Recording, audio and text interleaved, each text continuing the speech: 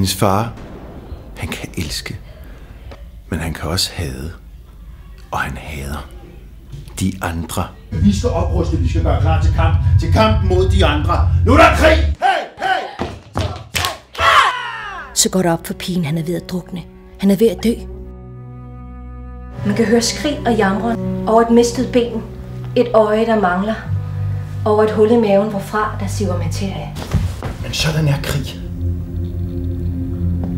Hvad skal pigen gøre?